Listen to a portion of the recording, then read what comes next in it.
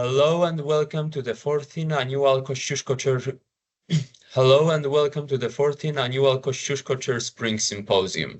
The focus of this year's virtual conference will be security, faith, and resilience in the Intermarium and beyond. Today's virtual symposium is organized by the Institute of World Politics. For those of you who are new, IWP is a graduate school of national security, intelligence, and international affairs. We offer a doctoral program, 7 master's degree programs, including 2 online MAs, and 18 certificates of graduate study. If you are interested in learning more about us, please visit us at iwp.edu. We would like to thank to all of our supporters who make our IWP events program possible. To support the work of IWP, please visit iwp.edu/donate. Today we'll be hearing from Mr. John Radzilowski on his lecture titled Faith, Culture, and the History of Poles in the USA.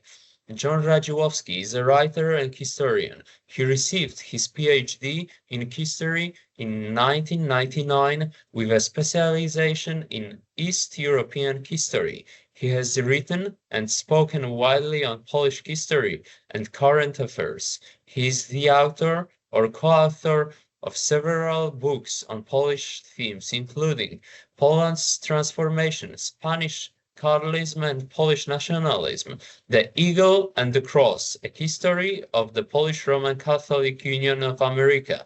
His articles have appeared in both Polish and English periodicals and reference works. In 1998, he received the Cavalier's Cross of the Order of Merit from the President of the Republic of Poland. Please welcome Mr. Radzilowski.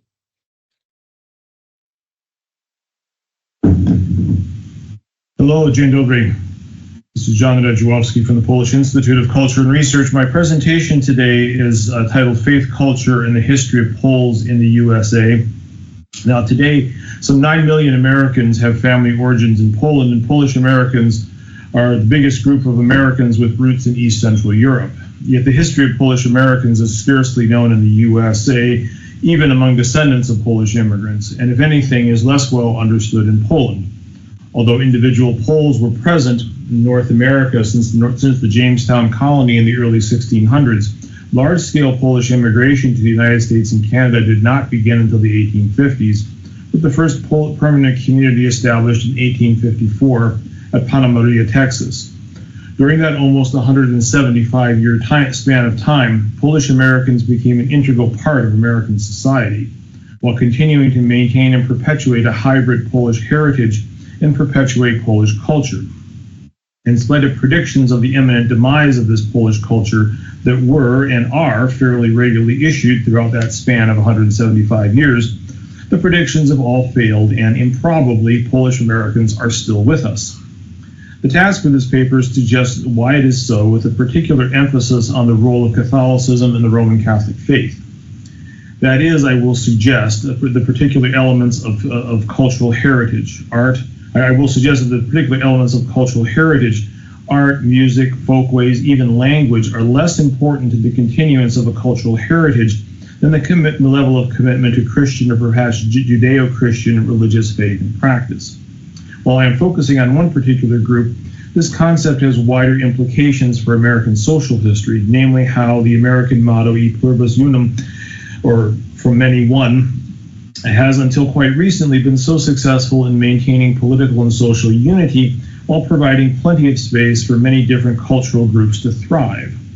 Conversely, this paper suggests that the loss of a shared Judeo-Christian religious and moral understanding, or its deliberate undermining, may result in a society that is far less inclusive, in spite of popular claims to the contrary. That is, that laicite, or religious neutrality, makes for a more quote-unquote welcoming society.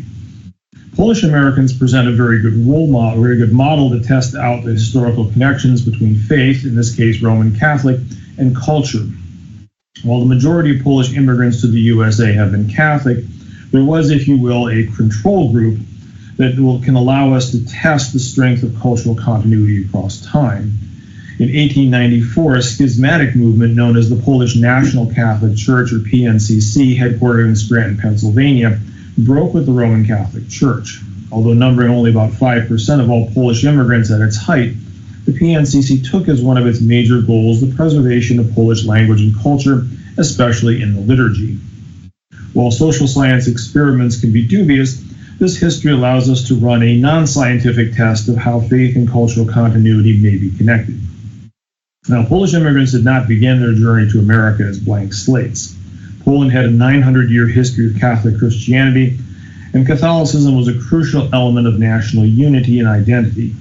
This was especially important during periods when no independent or unitary Polish state existed, such as during the 1200s or again during the 19th century, when Poland was partitioned by Russia, Austria, and Prussia.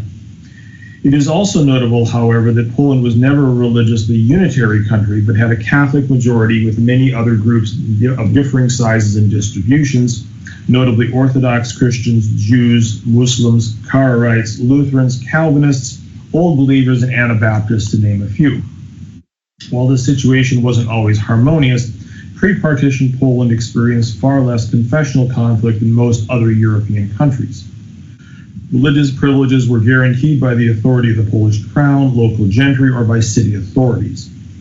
The king and parliament provided a general guarantee of religious liberty, but this was enforced by local authorities with a great deal of variation across time and locality, which paradoxically linked political loyalties to religious privileges. With the end of the Polish Commonwealth and the final partition of Poland in 1795, this link was severed. The overarching guarantee of religious liberty vanished, but religious minorities continued to look to the state in the person of the emperor or king as the ultimate guarantor of rights. The more vulnerable the minority, the greater the emphasis on loyalty to the Tsar or Kaiser. In practice, of course, this was no perfect surety from the interference of local officials in religious practices or even from instances of violence, as the history of the Jewish communities in the Russian Empire demonstrates. For Poland's Catholic majority, the situation was rather different, since apart from Galicia as the Austrian-ruled area, most of Old Poland ended up under the scepters of the rulers of Russia or Prussia, who were distinctly hostile to Catholicism, and political loyalty not only failed to provide protection from persecution, but came to be seen as a form of disloyalty that also called into question one's faith. Although this is a complex matter with many local exceptions, the net effect was to link Catholicism and Polish identity ever more closely, so that in religiously and ethnically mixed regions of the Polish lands, it became commonplace during the 19th century to refer to Catholicism as quote-unquote the Polish faith. The majority of immigrants from the lands of partitioned Poland came from rural villages and are often termed peasants, an imprecise and often misunderstood term. Polish immigrants, it is often assumed, were largely ignorant both intellectually and theologically, and easily led and subject to manipulation by unscrupulous clergy. This stereotype is a species of a larger set of beliefs about religious practice in pre-modern Christianity and among rural adherents to the faith from rural regions. Although this stereotype can still be found in popular and academic circles, there is now a significant body to challenge this work. Eamon Duffy's stripping of the altars on pre-Reformation English Catholicism demonstrated that, quote, ordinary Catholics, even those who were not functionally literate, were liturgically and theologically sophisticated and understood what the Church taught, as shown through rich devotional and paraliturgical life. Polish immigrants to the United States evince a similar profile. Letters from early immigrants emphasize the importance of the availability of Catholic parishes in the U.S. and seek to put to rest any notion that the faith and the sacraments were hard to find in the new land. Most importantly, however, Poles arriving in America expended massive amounts of time, talent, and treasure building their own Catholic parishes. Both Poles themselves and any Americans remotely acquainted with them understood that the Catholic parish and its ritual life was central to the immigrants. American railroad companies seeking to recruit Poles to settle railroad land in the Midwest and Great Plains routinely donated land for a parish and a cemetery as a way to attract these settlers. The Polish Catholic presence in America grew rapidly between 1854 and the middle of the 20th century.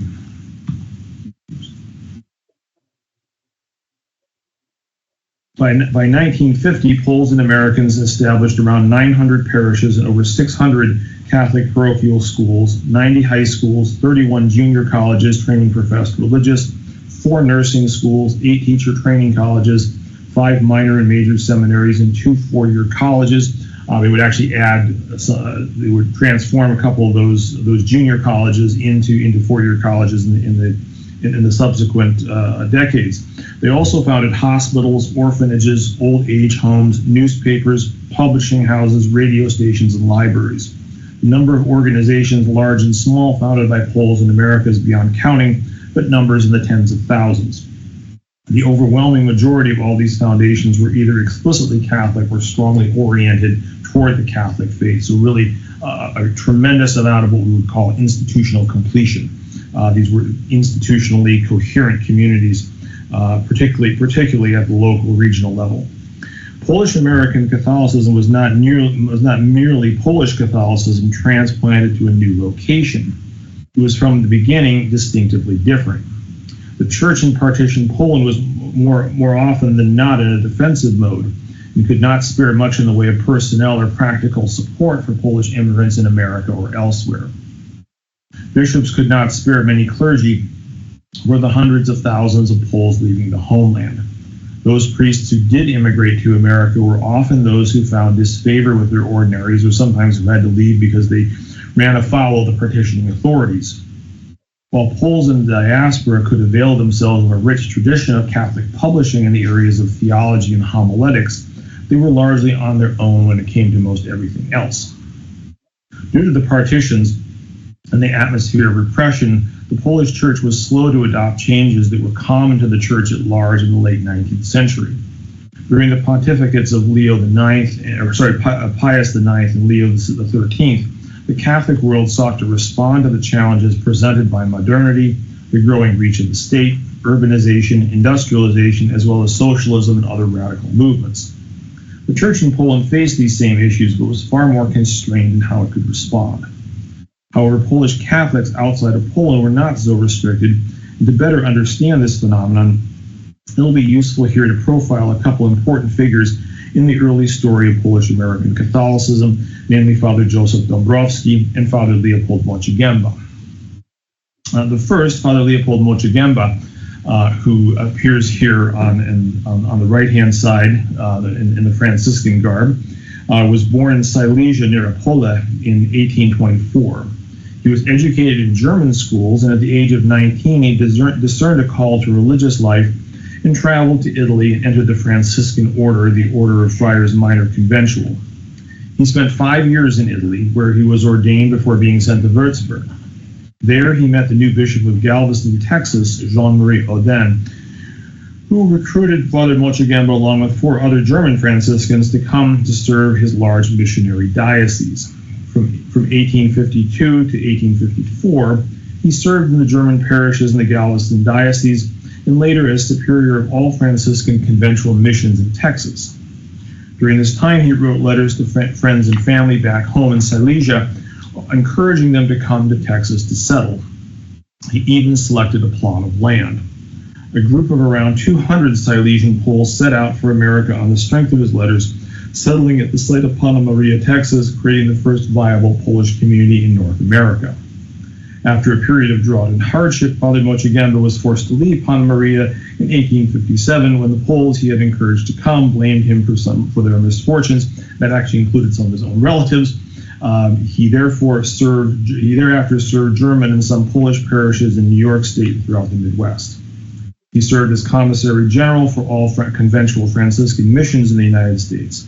He returned to Rome in 1868, where he served in the important post as confessor for pilgrims visiting St. Peter's, and wrote a handbook for missionary priests going to America. He returned to America in 1871 and served several parishes and helped found the Polish Roman Catholic Union of America in 1873, which is the first and oldest extant fraternal organization for Polish Americans still existing today. In 1879, he left the Franciscans and joined the Congregation of the Resurrection. Several years later, he became a secular diocesan priest and passed away in Dearborn, Michigan in 1891. Now, before we turn to our second pioneer, Father Dąbrowski, it's important to highlight a couple of key items in Father Mochigemba's biography to better understand his role in this story. And the first is his career progress within the conventual Franciscan order and the progressively greater responsibility he assumed, at least until his health began to suffer in the final decade of his life. And he seems to have had health problems throughout his life, even when he was younger. The second is the timing of his travels. His assumption of an important post in Rome in 1868 to 1870 coincided with the First Vatican Council, an overlooked but critically important event in the history of the Church. It's also just 2 years after the founding of the Polish College in Rome. Significantly, after Father Mochigemba entered religious life, he did not spend much time in Poland at all, returning home only briefly to care for his dying mother in 1871. His curriculum vitae presents an image of a priest who was well regarded within the Church, especially in Rome, and in contact with Vatican leaders who represented a knowledgeable, trusted source in Rome on conditions facing the Catholic Church in America, especially among immigrants. He was also acquainted with two other figures who would play important supporting roles in the development of Catholic life in Polonia. The first was Mieczysław Cardinal Ledachowski, who was Vatican diplomat before becoming Archbishop of Poznań and Gniezno and Primate of Poland. Cardinal Ledachowski was the 19th century counterpart to the 20th century's Cardinal Stefan Wyszyński. During the Kulturkampf in Germany, in Bismarck's Germany, he defended the independence of the Church and the use of the Polish language in schools and was arrested and imprisoned for his defiance. He refused Bismarck's demands that he resign his office and was forced into exile in Rome. Cardinal Ledachowski was strongly supported by Pope Pius IX, who had his own conflicts with an overweening secular government, and by his successor, Pope Leo XIII. He was appointed prefect for the Congregation of the Faith in 1892 and was without question the most important Pole in Rome. The second most important Pole in Rome was arguably Father Piotr Semenenko, one of three founders of the Congregation of the Resurrection, along with Father Bogdan Jański and Father Hieronim Kajsiewicz. The trio were all former student revolutionaries who had fought against Russian rule in the November insurrection of 1830 to 1831. Forced into exile in Paris, the bitter legacy of the failed revolt and Tsarist repression brought about a conversion of all three men from romantic revolutionaries with utopian visions to a deeper faith in God and the importance of education and moral development. Father Semenenko would become the first rector of the Polish College in Rome in 1866. A renowned scholar, teacher, and spiritual director, he was a spiritual and intellectual mentor to several future saints and bishops. Because Father Mochigemba was well acquainted with the recently formed Polish College in Rome and moved in the same circles as Cardinal Ledachowski and Father Semenenko, it is quite possible that he met a Polish seminarian studying there in 1868 to 69 named Józef Dąbrowski. It seems quite plausible the two men met in Rome prior to Dąbrowski's immigration to America and would help explain why Mochigemba would later settle quite quickly on the younger priest to carry out the huge task of founding and organizing a Polish seminary in America, for which Mochigemba would spend several years preparing. Father Józef Dąbrowski is Polonia's candidate for the world's most interesting man. If you remember, there was an advertising campaign for a not particularly good beer that featured the world's most interesting man, or amusing commercials that as a meme still circulates on social media. But Dąbrowski sort of fits the bill here. One of the most interesting figures in the history of American Polonia. He was born to a family of gentry origin in the Lublin region, was a talented student with an interest in science and mathematics. He attended the Warsaw Academy, the future University of Warsaw, and there he became involved in a secret student society dedicated to overthrowing Russian rule and restoring Polish independence. He served as a bodyguard for one of the leaders of the January uprising, Ludwik Mirosławski. He cheated death more than once in desperate battles with Russian troops. In one case, he and several of his comrades were hiding in a house. They were discovered, but the Russians didn't discover him. They killed all of his comrades, but he somehow managed to, with the grace of God, to escape. Now, after the failure of the uprising, he eluded the Okhrana and escaped to the west. He worked there as an itinerant laborer while attempting to continue his studies, often penniless and sleeping rough or in cheap workers' hostels. At one point, he was robbed of all of his money by a fellow Polish immigrant. So really, was at the absolute bottom. He discerned a call to the priesthood, though, and went to Rome shortly after the founding of the Polish College. His life at this point had almost been an exact parallel to that of his teacher and mentor, Father Semenenko. And it's hard not to think that the head of the Polish College saw in Dąbrowski a younger version of himself. He was ordained in 1869, and a few months later was sent to America to minister to Polish immigrants in rural Wisconsin. Excuse me. The importance of education was foremost in the thoughts of both Father Dąbrowski and Father Moczygęba. It was integral to the founders of the Polish College and the Congregation of the Resurrection. The situation in America, however, presented a seemingly impossible challenge, since the few schools that existed for Poles were utterly inadequate. There were almost no qualified teachers, no way to train teachers, few textbooks, and no curriculum. On top of it all, there were not enough priests to serve the rapidly growing Polish communities and provide the kind of leadership needed to form and sustain schools. Shortly after arriving in Wisconsin, Father Dąbrowski summarized the situation in a letter to his mentor in Rome. Quote, "The Poles live without Mass, without confession, without sermons, without instruction, and the youth reared in such conditions. I don't know how they will ever benefit the church or society. It's impossible to open schools because there are no teachers. We cannot train priests because there is no place and no one to train them. We must save the situation while there is still time." And it's important here to note that at this point in Polish history in particular, the emphasis on education after the failure of the uprising, particularly in this case the January uprising, was tremendous interest and emphasis on practical education, moral education, as a way to revive the nation. That the nation was not going to be, the Polish independence was not going to be achieved, was not going to be possible without an educated and morally upright, in this particular in the sense of Catholic education, morally upright population. So there was a tremendous push, particularly from Rome, in the Poles in Rome, and the Congregation of the Resurrection was critical to that. Was sort of the nodal point, if you will, of that movement. But this was widespread throughout the Polish immigration in Europe, and as of course as this quote demonstrates, in the United States as well.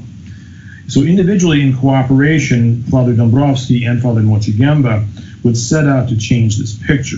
Along the way, they would receive a great deal of help from many different directions, but the two priests played a role that was fundamental to Polish American Catholicism, and especially to Polish American Catholic education. The education, formation, and life experience of both propelled their interest in education. Father Dąbrowski's earliest correspondence from America is largely devoted to this subject. For Father Moczygęba, the schools were integral to his missionary work in America. He founded the first Polish parochial school under the patronage of St. Joseph in Pana Maria, Texas. He also founded or helped to start a novitiate in Texas to train priests and brothers for the conventional Franciscans, and later created a similar institution in New York. He extended this to the German immigrants that he ministered to. In Illinois, he founded a Catholic school within a German parish. So the role played by these two priests were, however, distinct. Father Moczygęba proved quite successful in the church at large, especially in Rome. He was able to raise what at that time was a significant amount of money for his missionary endeavors, and ultimately for the project of building a Polish seminary. And this is something here in the collections. This was a book that Father Moczygęba picked up while he was on his visit in Rome.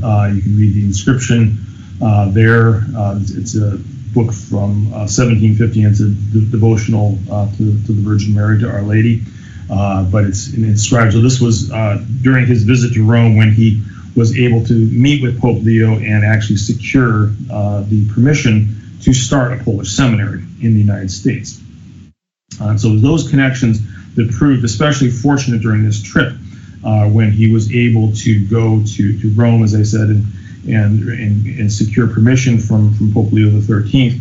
And part of this was, of course, as a Franciscan, he's devoted to poverty. One of the reasons why he leaves the Franciscans is actually because one of his great charisms is actually raising money, which was a bit at odds with his Franciscan vocation.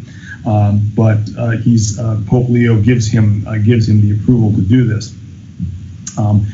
In the background of this effort, of course, is Cardinal Radzilowski. Well, we might imagine Mochigemba setting out for Rome, and if you read some of the accounts, there is often not a lot of context to how this happened, and the image of Mochigemba just setting out on his own on a kind of lonely mission to convince, knock on the doors of the Vatican and convince them to pay attention to the needs of a fledgling immigrant community. But as we've seen, he was already a known quantity in Rome, who was knowledgeable about conditions among immigrants in Rome, or among immigrants in the New World. And the problems facing Polish immigrants were also well known, especially to Cardinal Radzilowski, the most important Pole in Rome and a man of the ear of the Pope. We've already quoted just one of several of Father Dąbrowski's letters to Father Semenenko at the Polish College. Cardinal Radzilowski himself had also received letters from other Polish priests in America about the lack of priests, the need for schools. He received similar information from some American bishops as well. There's another story about conflict between Polish immigrants and American bishops, but not all American bishops were ill-disposed toward Polish immigrants. It's also important to recall that during this time, Father Mochigemba is again transferring from the conventual Franciscans into the Congregation of the Resurrection, which is really the sort of key group of priests at the Polish College in Rome. Well, it's worth remarking here about the relationship between Polish American Catholics and Rome, which was considerably more important in many respects in the early decades than their relationship to any bishop or diocese in Poland itself.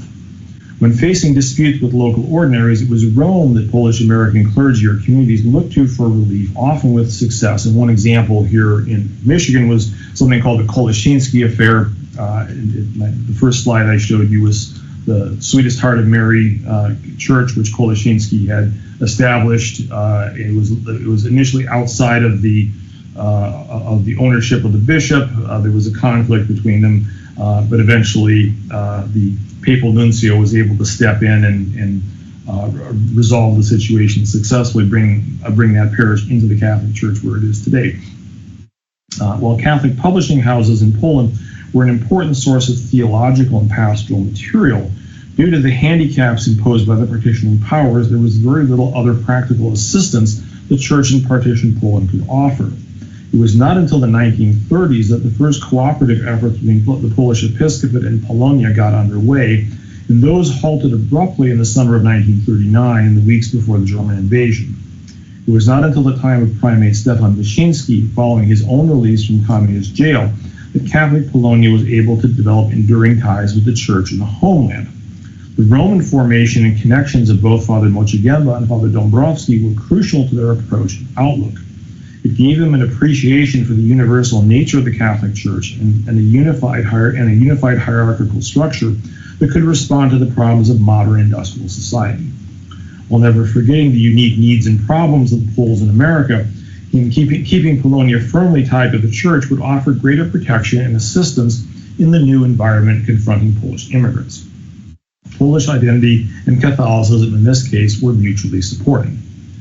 One of the important fruits of this Roman connection was for Polish Americans as they founded new parishes and communities. These were formed from people with diverse regional backgrounds. They were creating a devotional life in parish communities that were distinctly different from what they had known back home. Now, to be sure, there were abundant elements drawn from familiar Polish practices, but new importance was attached to practices such as 40-hour devotions, and especially the rapid growth of lay societies that were such a vital part of the new Polonia parishes that were very new and, dare we say, quote-unquote, modern features that were, if anything, an outgrowth of changes fostered from Rome in the decades after Vatican I. And I think it's very important. There's often a lot of talk about Vatican II, very well known,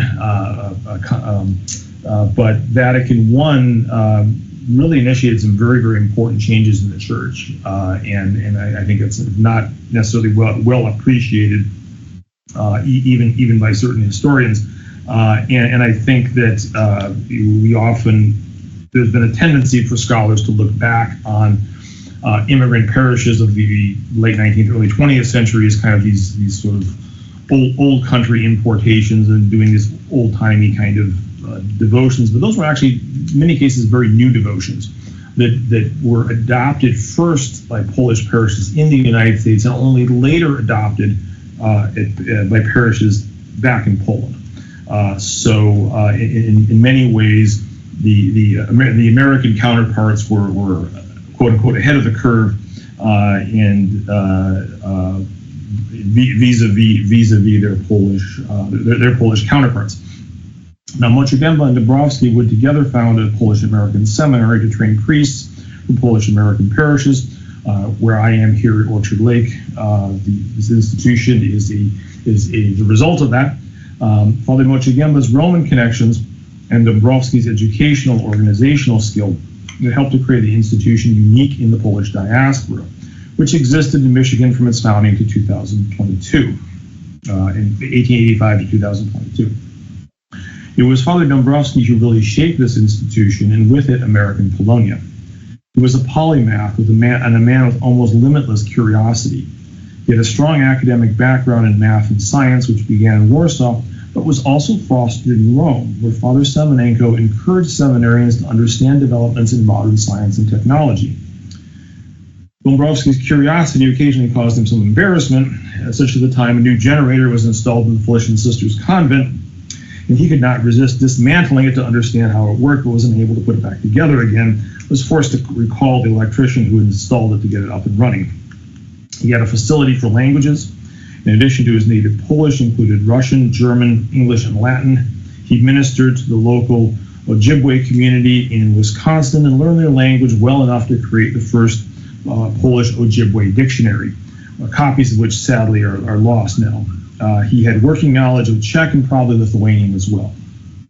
After arriving in Detroit as a chaplain to the Felicians, Father Dąbrowski founded the Polish Seminary in 1885, naming it after St. Cyril and Methodius.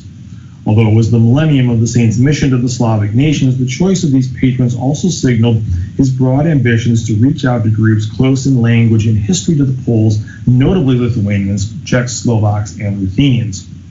It also symbolized the planting of the faith among immigrants from the Polish lands with a similar missionary spirit. One problem that confronted the seminary from its outset, and this is also an issue facing the Felician novitiate, which I'll talk about in a moment, other early Polish-American religious institutions, was that many of their applicants were very young, did not have adequate educational preparation to enter a seminary or college. A few years after its founding, Father Dąbrowski created a curriculum which was fully developed by 1892-93 to provide better grounding for such students. This became known within the seminary as the Classics Department. It was a 5-year course, with the final year being viewed as equivalent to the first year of an American university. Students then advanced up to what was known as the senior college to take more intensive courses in theology and philosophy. There was a new remedial program actually was begun to address deficiencies for boys not even ready yet for the Classics Department. It's also important to note that the seminary also began offering evening classes to working men who had missed out on a proper education in Poland. And this became one of the most popular and well-enrolled programs until the seminary moved from Detroit to Orchard Lake in 1909. The model used here was of the European gymnasium, which looked quite different from our contemporary divisions between elementary, high school, and college. Father Dąbrowski created an institution that was tailored to the specific educational needs of the growing Polish community, but was also in keeping with contemporary education in the United States, in Europe, and in accord with developments in the American Catholic Church. His correspondence, library, and archival materials showed that he kept abreast of educational research and changes and was able to set high standards for his students and colleagues while facing problems with innovation and flexibility. This approach is evident in Father Dąbrowski's work from the beginning. He had a significant impact on education of Polish immigrants even before he took over the seminary project. After 4 years of struggle to create a viable school in Polonia, Wisconsin in 1879, he was able to secure the help of 6 Felician sisters, these are sisters of St. Felix of Katowice, from Krakow to teach in his school and set up a religious house in his parish. Now, this order was already familiar to Father Dąbrowski, and their story again paralleled his own. You're seeing a theme here of all these people coming from Poland. Founded in Warsaw by Blessed Angela Truszkowska in 1855, The Felicians were dedicated to serving God, the church, and the urban poor and the working class. They were also fiercely patriotic.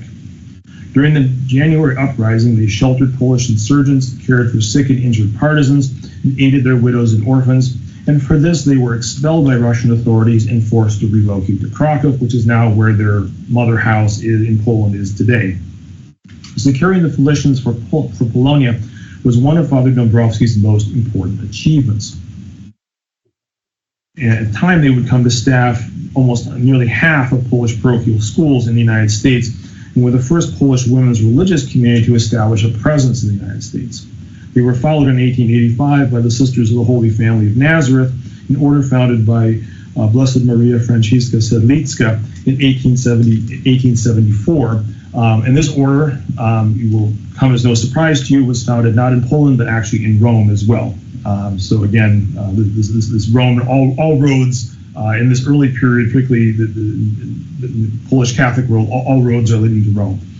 Although nuns teaching in Catholic schools are already common in America, none of the existing religious orders were equipped to take on Polish parochial schools. Very few Polish women joined non-Polish orders in the U.S., and while German-American religious orders did have some Polish-speaking members, they were too few and often assigned elsewhere. German orders were also viewed with disfavor, and there was little love lost between Germans and Poles in America, especially after the Kulturkampf in Germany. The arrival of Polish religious orders would prove the solution to the teacher shortage, but only gradually, since the number of sisters was still too far to fill the need. The early history of the Felicians in America chronicles the struggles the order faced in the light of demands from Polish communities across the country for teachers. Parishes that requested teachers from the new American establishment in these early years were rarely denied outright, but this meant that sisters were spread very thin, and in many cases, new postulants were assigned to schools without adequate training or religious formation.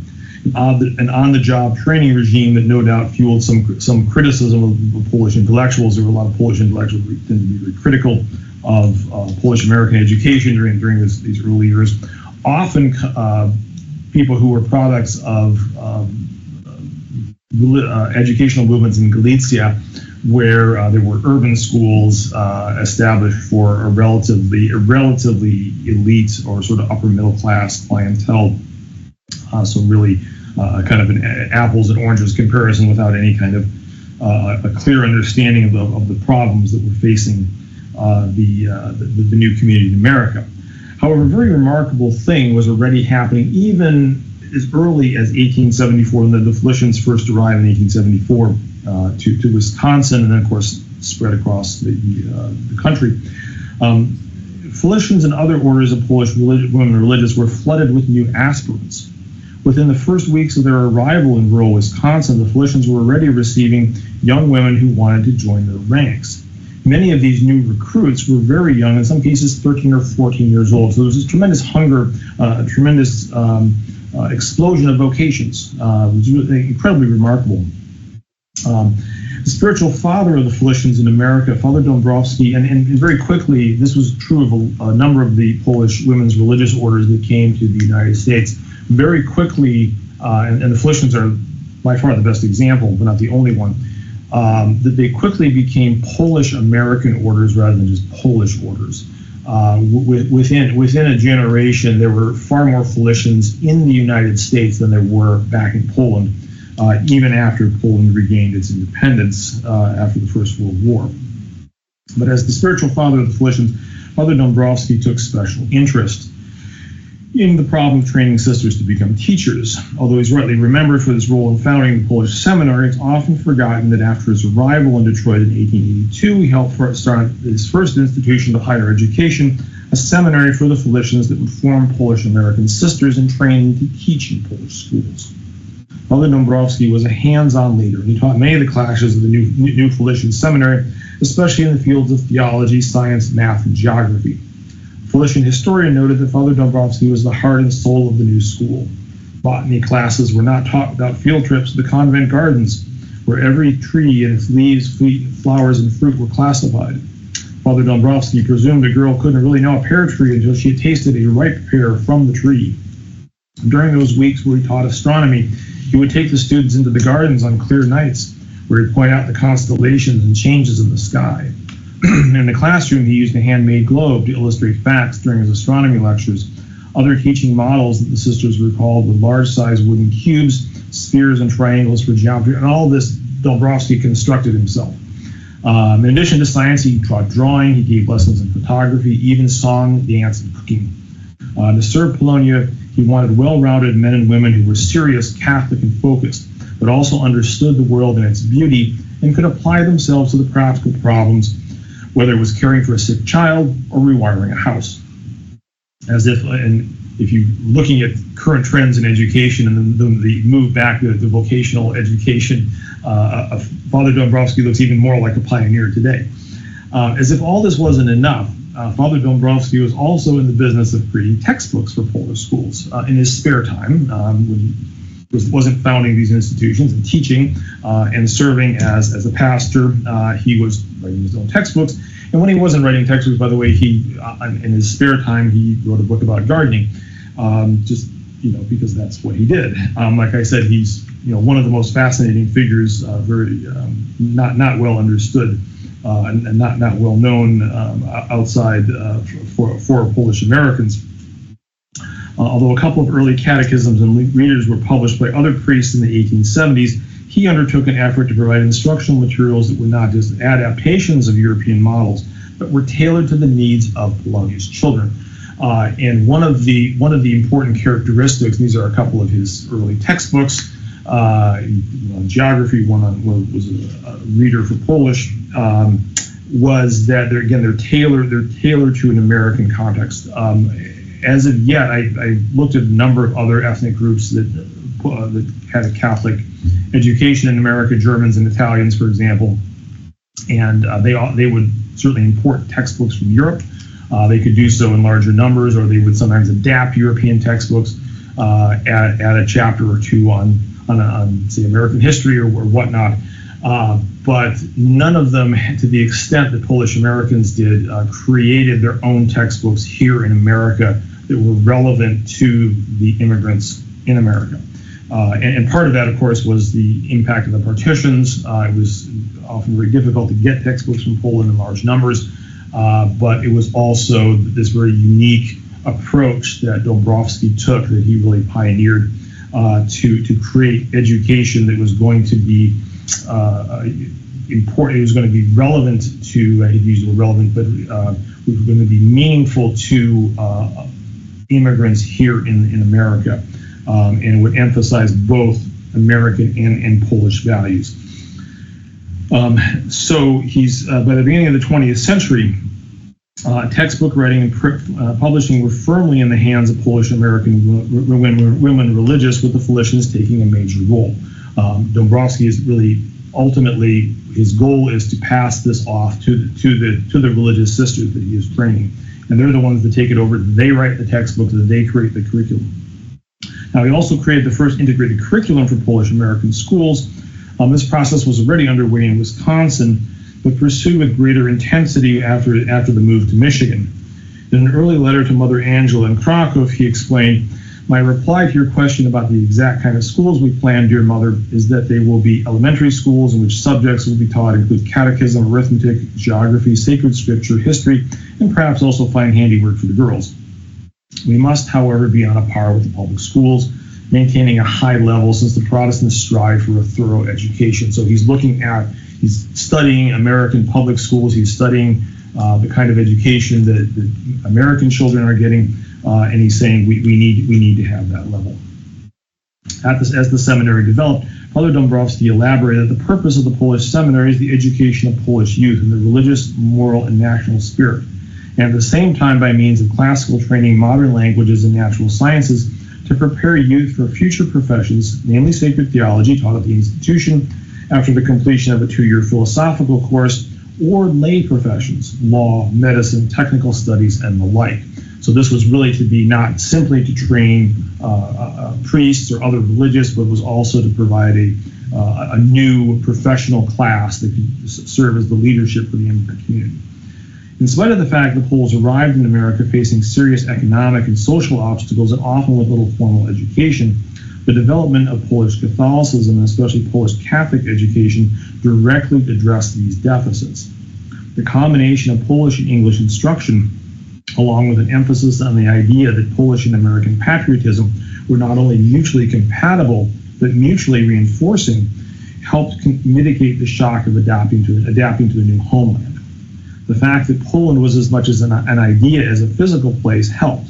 Ironically, the great tragedy of the partitions and the exile of so many of the nation's best and brightest during the 19th century provided a template for the persistence of Polish identity in America. It can be fairly argued that the rural villagers who came to America adopted the ethos and self-identity of the Polish gentry, the very group of people who led the fight for Poland's independence. In America, however, any peasant could become a lord. Catholicism provided the essential medium for that persistence. The cadre of educated priests, and especially religious sisters, served as an intellectual leadership at a time when it was extremely difficult for Polish immigrants to enter white-collar and professional roles in America. Cultural and patriotic celebrations and events were also conducted in parishes, blending faith and patriotism. Needless to say, the history of Polish-American Catholicism is not without controversy and conflict, a subject on which there is extensive literature. Poles had frequent conflicts with local bishops over control and funding of their parishes, leading to riots, interdict, and even schism. As I mentioned earlier, in 1894, a group of breakaway parishes formed the Polish National Catholic Church in Scranton, Pennsylvania. The PNCC emphasized the use of Polish language and, quote, democratic ownership of parishes. Nevertheless, the appeal of PNCC remained limited, in large part because while Poles in America were often dissatisfied with their bishops, they were not ready to leave the Rock of Peter. On a number of occasions, they were even able to resolve disputes with bishops by appealing to Rome through the papal nuncios in the United States. Theologically, the PNCC offered an odd mixture of doctrines, a little appeal to the immigrants, and that somewhat resembled a Polish-speaking Anglican confession. At its height, the PNCC never attracted more than 25% of Poles in America. That's a generous estimate. Today, I believe the church has a numbers its congregations about 25,000, so really, really small. Yet the president of the PNCC allows us to test the proposition that Catholicism was a vital element in the persistence of Polish identity and culture in America. After a century and a quarter, there is no doubt that there are far fewer Polish-speaking Roman Catholics in America today, and far fewer Polish language and masses and devotions than there were 125 years ago.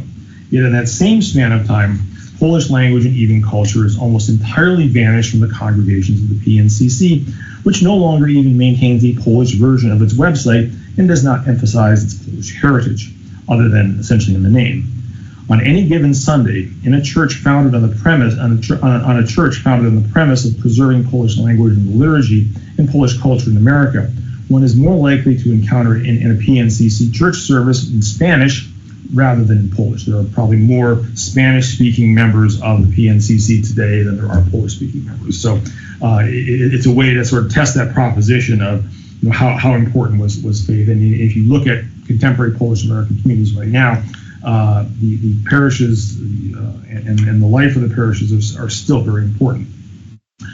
So to conclude, that without the vital element of the Catholic parishes, without individuals like Dąbrowski, the seminary, the Polish schools, which, to be honest, have gradually deteriorated and are certainly much less important than they are today, which may explain why the Polish community is less vital today than it was even 50 or 100 years ago. This culture would not have survived. So it's a very clear indication that culture really can't exist outside of the medium of faith. And again, one can certainly do comparative studies of other communities, and I think would encounter something similar. But for Poles, in particular, Poles in America, our continued existence here and our continued contributions to American life in the past, up through today, and continuing, are really closely tied to having that strong faith background, and whether it's the devotional life, certainly, but also even the the moral and ethical underpinning provided by a strong faith life. And so, as we're looking ahead, we're looking at other communities and their cultural continuity, especially whether they're new arrivals to America or ones that have arrived generations ago. We always have to look to the religious question as the underpinning for any cultural continuity over time. So with that, I thank you very much, and I'm happy to for any comments on the video can send to IPN, and I'd be happy to respond to those as well. Thank you.